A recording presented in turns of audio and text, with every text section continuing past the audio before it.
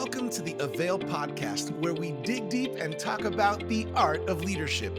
My name is Virgil Sierra, and today we're sitting down with Shaun Smit. Shaun, originally from South Africa, has over 40 years of ministry experience, and he's been in ministry since he was 19 years old in the areas of youth leadership, children's ministry, and lead pastoring.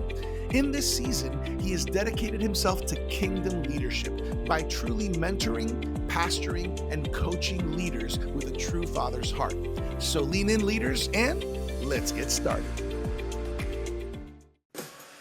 Welcome back, everybody, to another episode of the AVAIL podcast, where we dig deep and talk about this art we call leadership. My name is Virgil Sierra, lead pastor of Vertical Church, aka Iglesia Vertical in South Florida. We are one church, two languages. I'm your host for this beautiful podcast that comes out every single week, a fresh episode with amazing leaders. And today I'm sitting down with an amazing leader, Shaun Smit. Shaun, it is good to have you on the AVAIL podcast. How are you feeling, brother? I'm doing real good, real good. It's nice to be in summer, but I'm doing real good. Thank you for having me. I appreciate it. Yeah, I'm excited. Hey, AVAIL audience, you already heard an accent. Whenever I hear an accent, it intrigues me even more. Shaun, I know that you are originally from South Africa.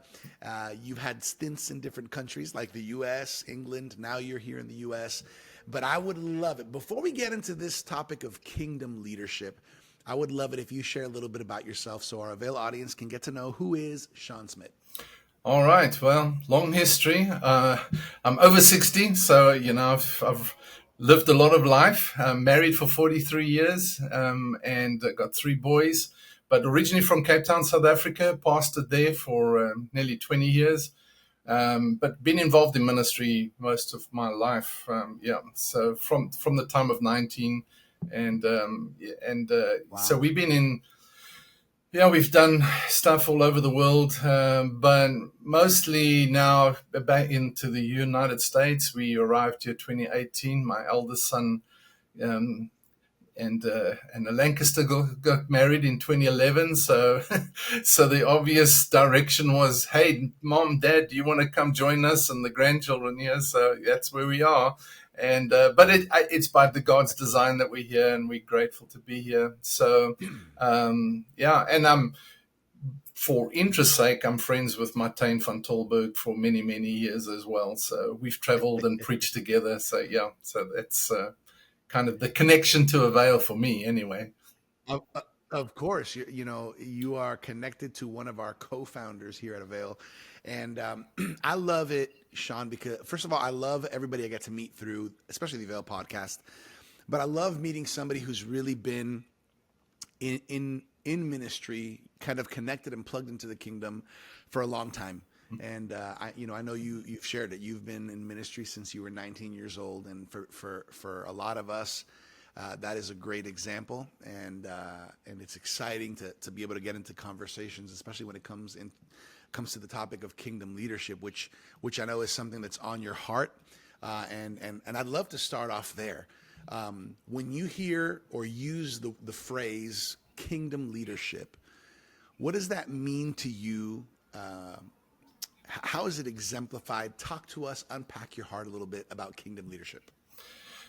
Okay, well, it's going back a little bit because, when I started in ministry way back in 1979, 1980, as young youth pastors, my wife and I, youth directors at that point in time, we were, we weren't taught anything about leadership. Leadership was Joshua, take the land, do what Joshua does, kind of thing. That was that was the limit of our leadership instruction, So I kind of ended up then. I've got a gift, I can preach. God's using me. We know God wanted us to plant a church, so we planted a church, but I have no idea how to lead. It's just my gift and me and my family and people, and I loved people. I wanted to see them grow. So I started reading on leadership. I became a prolific reader of leadership books, hundreds and hundreds, listened to hundreds of hours. but there was no application to the practical side of things, and I didn't understand it. And we went through a whole process of things, and through all the years, it got to the point where I began to meet other leaders, and sometimes I recognized something was wrong, and I didn't know what was wrong. I knew there was something wrong with me, and I didn't recognize what was wrong. And then through a sequence of events, I came to the point where I went to the Gospels and I started reading about Jesus, but not from a church mentality, not from a ministry mentality, but from a leadership paradigm. And suddenly my eyes were open to a whole new world. And the first thing I saw was Jesus said this. He began to preach and say, repent, for the kingdom of heaven is at hand. And I've heard that, read that, heard people preaching about it. And I went and studied the Greek on it. And repent is the Greek word metanoia. Metanoia means have a change of paradigm, have a change of thought process, not just thinking, but how you think altogether, how the very inception of your thinking, how does that work, And because the kingdom of heaven is at hand. And then as it proceeds, you'll see that it says Jesus constantly spoke about the kingdom of God. So then I came across the scripture in Luke 22, and it says that a dispute arose among them, as to which of them was considered to be the greatest. And so now these disciples are having an argument, and then he unpacks what is the Gentile or the Roman or the pagan kind of way of leading, as compared to what his perspective was. I just lost my thing. So what his perspective was, it says, the kings of the Gentiles lord it over them, and those who exercise authority over them call themselves benefactors. So you do this for me, I'll do that for you. I'll reward you if you are, right. If you do what I kind of tell you to do. And but he goes on to say, he says, but it shall not be like that with you. And that just hit me. It's the paradigm of Jesus, what Jesus was presenting as what leadership is about, was totally opposite to what we see in the world. And I began to see that the things people taught me to how to be a leader within the church context was very much based upon corporate structure. And sure. I began to see that his paradigm is different. And he talks about being the servant, being the least, things that we know it's there, but we struggle with the paradigm. We struggle with how to fit that into how we do things today, and how the world sees leadership and what is leadership. We struggle with that. So we kind of are left hanging in that sense, because now we've got this conflict going on. So for me, what is kingdom leadership? Well, it's doing it like Jesus did it, but not, I can't be in context, I can't be what he did, but I can apply his principles, sure. His kingdom principles. And I realize that it's a whole shift in paradigm, and that's the problem. So I can read with a seminary paradigm, I can read with a church paradigm, I can read with a Bible school paradigm, church paradigm, or I can read with a kingdom paradigm and begin to apply those principles to my life, Yeah. So that's good. I like what you're saying, Shaun. I'm sorry to cut you off, but I like what you're saying, because I think it's a challenge that every leader on their journey, especially a Christian leader, right, kind of has to face of what should this look like. In the conversations that we were having as we were preparing for this podcast, you mentioned, and I think this is valid for you to maybe share a little bit about this, but you mentioned how at one point you had a thought or a view of what you thought or how you thought, you wanted to lead as a pastor, for example. And then the Lord kind of flipped it on you, and maybe it's not what you planned, but you experienced that. I think a lot of leaders on their journey, we might kind of paint a picture of what we think it is, but come to a realization that it might not look exactly how we think it should Right. look. And how do you wrestle with that? In your experience, how did you deal with, well, I kind of thought or envisioned myself pastoring or leading in this way or in this place, but the Lord, kind of opened this other door. Well, the thing is, Virgil, I mean, I was sincere. Like, I honestly, I love people. I wanted to help them. I wanted to see them grow. But I didn't know.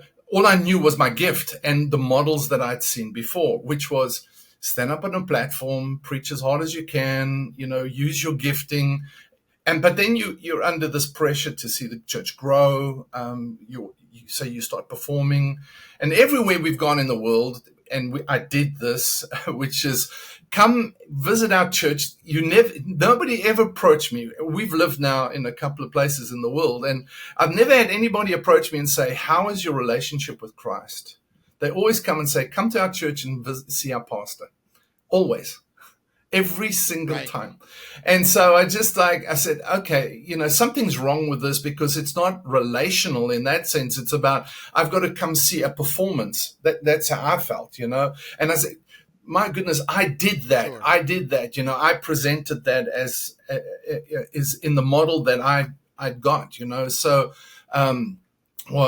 so you, and that's what I kind of went to with the article in the AVAIL magazine in the journal, is that because I had this encounter with the Lord, and I was frustrated. I was so frustrated as a leader because I was trying to do what everybody else did my way, and it wasn't working. And we grew, but I wasn't happy. I wasn't satisfied. I just felt like I was trying to be something I'm not supposed to be. And the more I read what Jesus did, the more I felt like I was missing something. And so then I have this encounter with the Lord one night, and I saw myself in a vision, and I don't have these things all the time, So I don't like eat pizza and see things, So I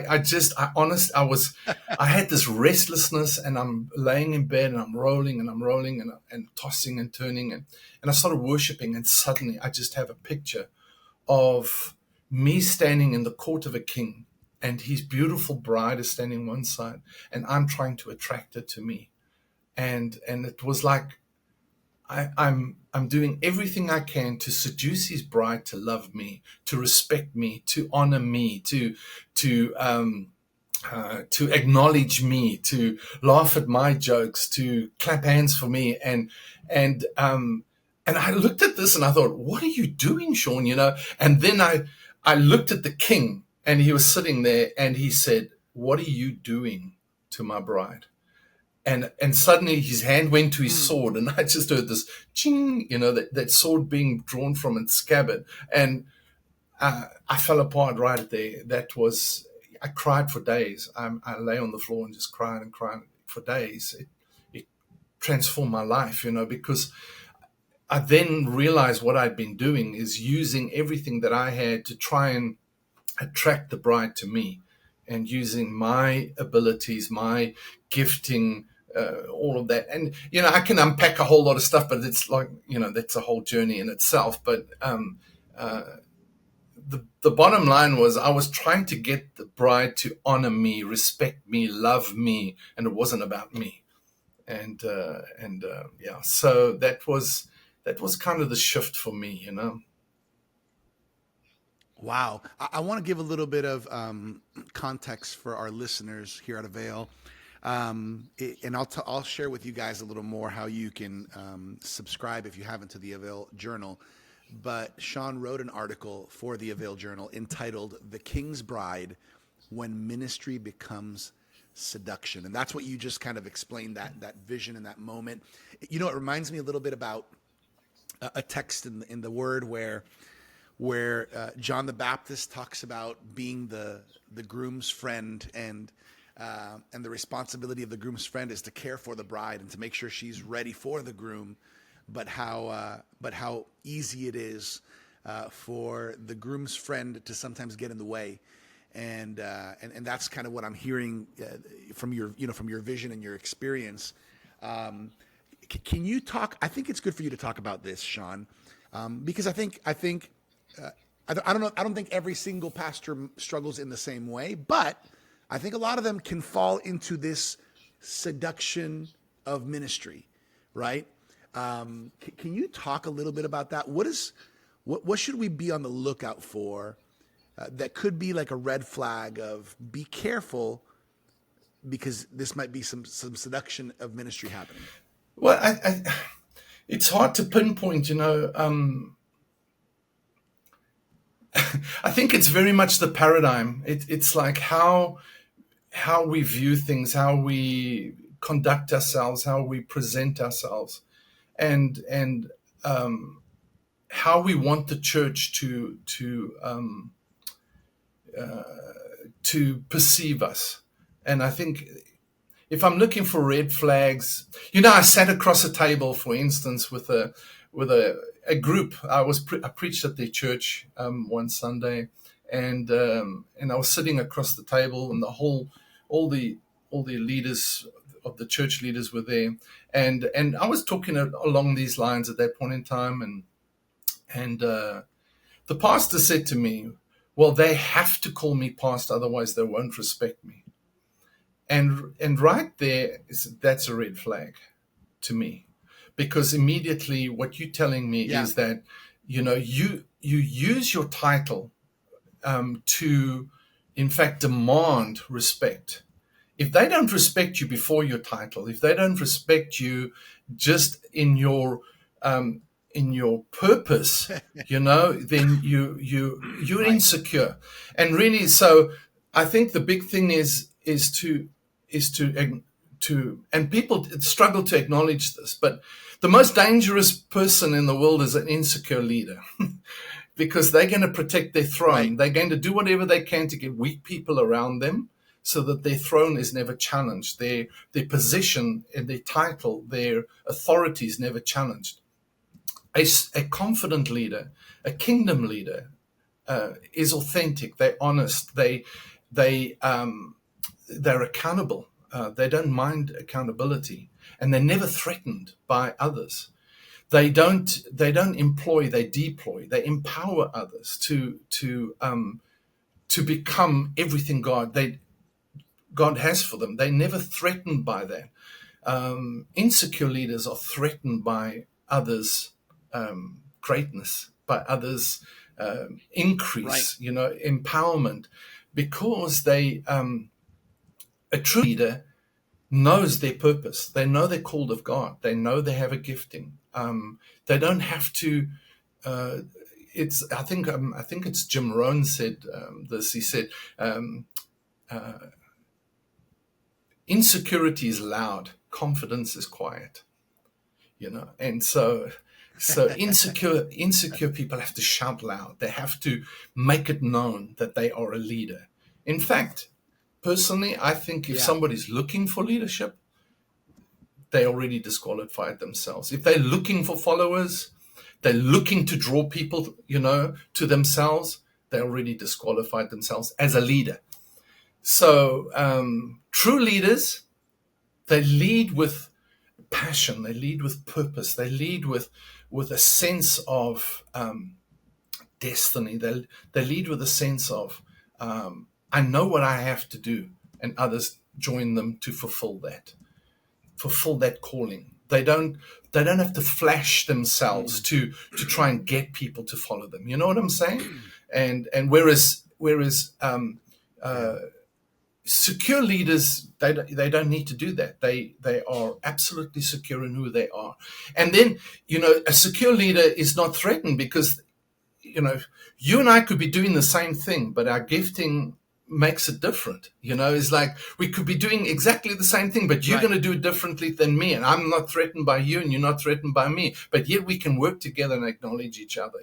And so Those are things that I think that leaders have got to look out for, is when they're feeling insecure and threatened by others, when they want to keep everybody weak so they can stay strong. They don't say it like that. Nobody says it like that. CEOs of companies and businesses don't even say that. They just do it. So that you become manipulative if you're not walking in passionate purpose where people follow you. You actually begin to manipulate to get attention. And we've got to be careful of that. That's the thing we've got to watch for. Yeah, I think that's so good, and I think it's so important for both young leaders and older leaders. I think what you're saying is important. I'd love to do a follow up question to this. In your journey, Shaun, obviously decades of ministry experience, pastoring and leading in youth environments and children's environments, and pastoring a church environment. From your journey and your experience, especially because of the fact that a lot of times some people aren't even truly effectively trained or equipped to lead, what are some tips that you would give from your life journey and experience? How can somebody truly begin to grow as a kingdom leader, right? Because there's this aspect of a kingdom mentality, right? The metanoia, the thought paradigm process. But then there's also the aspect you mentioned of practically doing it. What are some of the ways that have helped you on your journey, and tips or advice that you would give today to maybe people that are starting off in that pastoring journey or maybe ministry leadership journey to help them develop these qualities? Well, the first thing that helped me tremendously was I went and submitted to a fatherly leader who was a pastor, but he had a heart of a father. He even though he was on the world stage, he never treated me like that. He treated me like a son. And I walked with him for 15 years, and it was a tremendous journey of dealing with me, not dealing with with me and my family, with me and my wife, and me and then in how I presented myself. It's like he didn't work on my ministry presentation. He was talking about me. What did I become? What did I become? Yeah. What was I becoming? You see, because leadership, you have the seed of leadership. It's like Jesus said, "Whosoever," how does that scripture go in John 3:16? It's like to as many as believed in him, to them he gave authority to become the sons of God. So we are legally, but we're becoming. It's a journey of that we get fashioned and conformed and transformed. And leadership is the same thing. It's like a seed, it's like you take an avocado seed, you can put it on a shelf. It's beautiful. We can polish it. We can put a light on it. It means nothing. But it's still a seed. What does it have in it? It's got a tree. It has a tree. It's got other avocados. It might even have a forest of avocados in there, but that has got to go through the process of being put in the ground. And now the process begins of it becoming a tree. And as it becomes a tree, it bears fruit. And that is the process that we kind of go through, is of becoming. And that was, for me, was the first thing was character. It was all about working on my sonship. First and foremost, was I really a son of God? It says of Jesus in Hebrews chapter 1 that he was a true reflection of the Father's glory and a true representation of the nature of the Father. And that's what we should be aiming for. That's what we should be helping young leaders to become. And not just leaders, but everybody. It's like, that's always, to me, is like, are we working in the right area? And so I then studied mentoring, business coaching, and then I studied executive Wow. coaching, and began to coach CEOs and management teams with a mentoring emphasis. So I always come with being a father to them, rather. And I'm not saying like I preside, I'm the father, it's Darth Vader kind of thing. It's like, but the heart, is that I'm supposed to reflect the heart of my Yes. father. I do that with my own sons. You know what Yes. I'm saying? Is when they come to me, what are they looking for? So having the true heart of a father, it's something that I even apply with my own sons. I mean, I am a dad, but I don't Mhm. sort of call them up and say, "Hey, I'm dad. You better listen to me." It's kind of, Right. do they have the um, what's the right Hmm. word? Do they have the way of getting to my heart? To the father's heart, even Yes. even as men who have their own families, do they still, can I still manifest a father to them? And really my philosophy always has Yeah. been that even as a dad, I want to reflect the heart of the father to them. So in how I treat them is that they always encountering the heavenly father, because ultimately that's who they need to know, not me in that way. So in my journey, and that's what I found, is finding those things, working with leaders in those areas, but having the heart of a father, reflecting the heart of a father to them, even in my coaching, I found um, healing comes, is empowering comes. A father never wants to keep children lesser than him.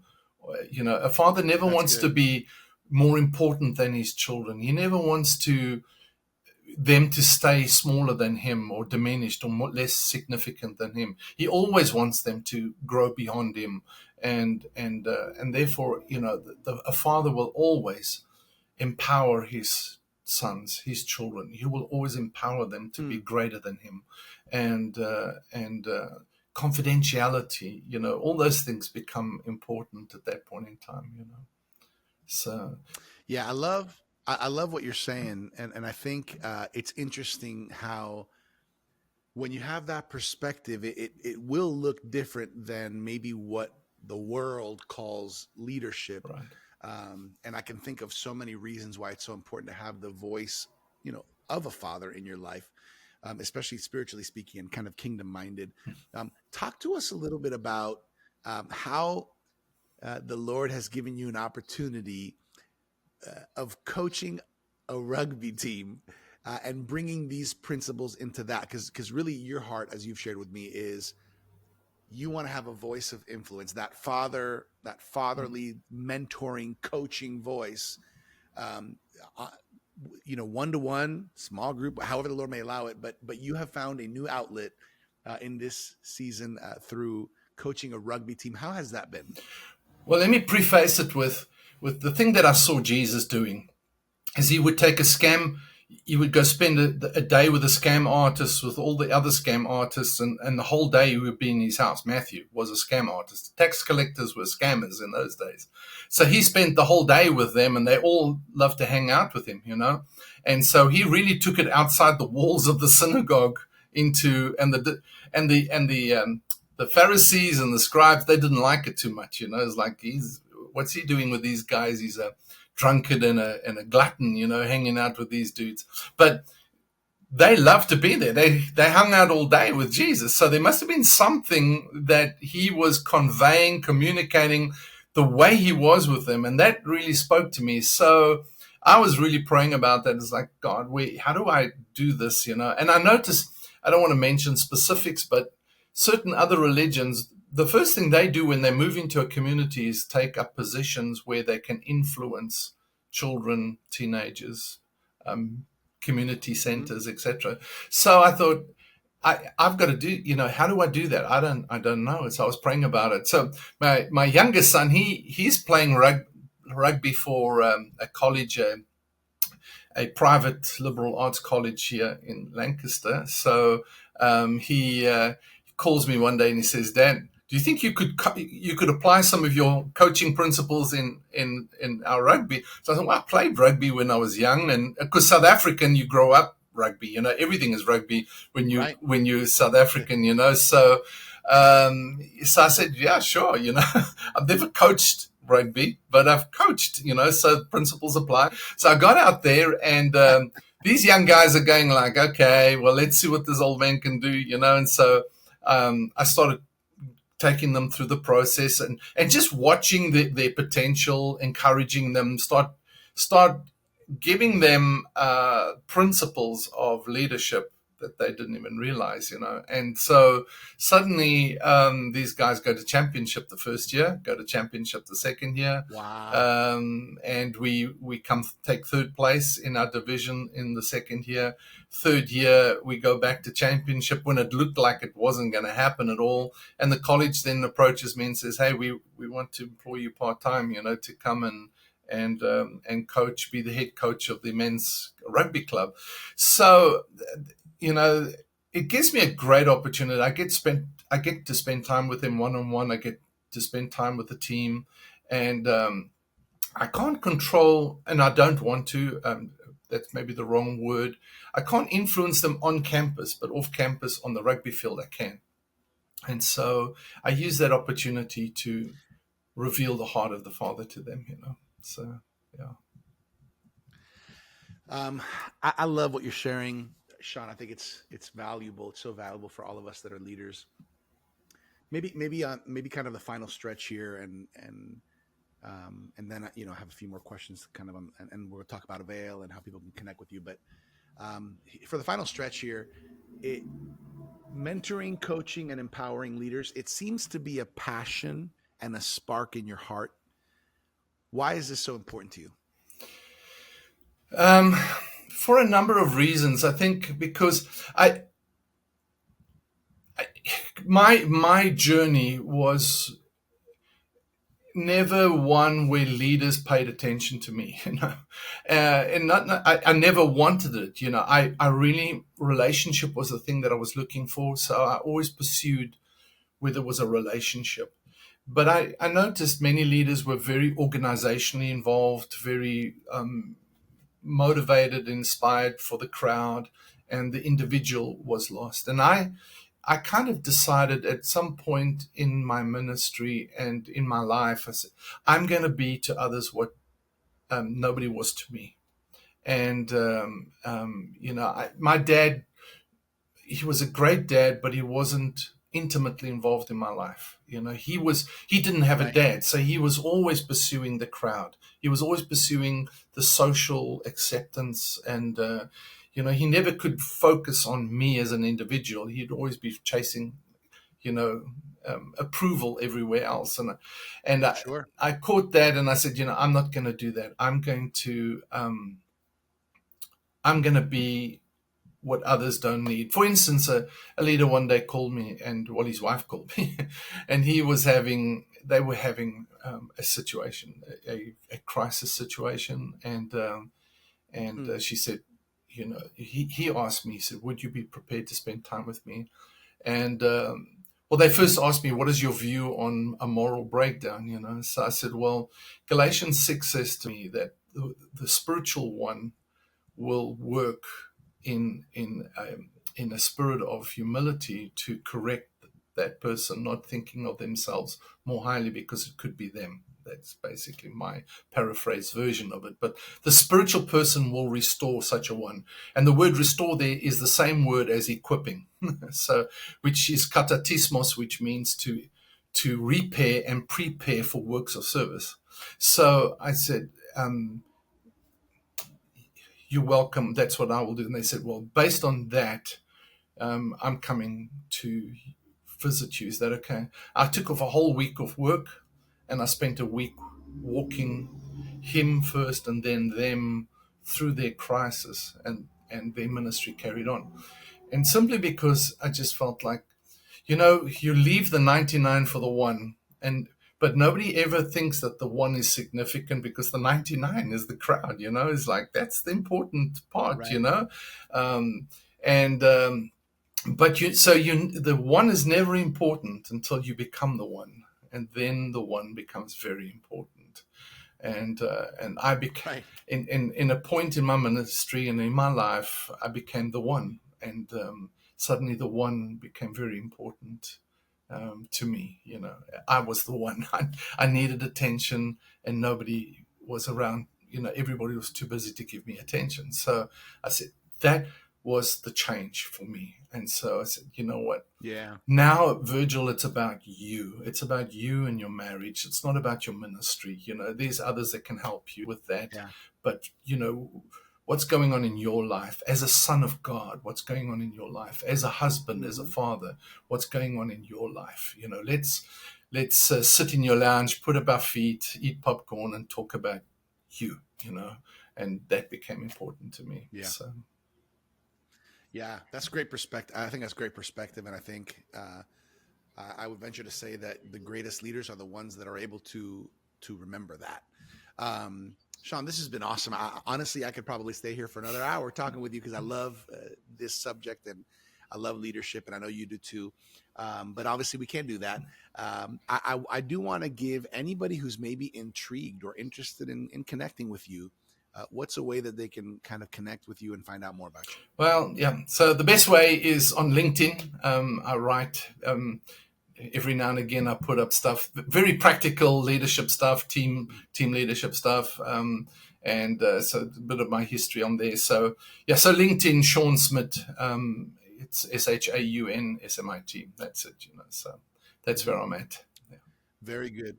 Very good. You heard it, everybody. Find Shaun Smit right there on LinkedIn. I will mention, Shaun, I always do this because I'm the host for the AVAIL podcast, but the AVAIL Journal, it comes out quarterly. If you are listening or watching this podcast and you're not yet subscribed to the AVAIL Journal, I don't know what you're waiting for. Try out a free trial subscription. It's on us, the free trial. As far as I'm concerned, one of the best Christian leadership magazines out there. Comes out quarterly. You will be blessed by it. I'm assuming, Shaun, you would agree that having some good resources in your hands helps you along the Oh journey yeah, as well. definitely. I'm an avid reader. Yes. Yes, sir. Yeah, and you'll be able to read articles like the article that Shaun wrote in one of our AVAIL journals. Amazing articles from great leaders and pastors, multiculturally diverse, and you're going to want to lean into that. So availjournal.com is where you can try the free trial. Availjournal.com. Shaun, as we kind of close things up, what is a final thought, a final word of encouragement you want to leave our leaders with?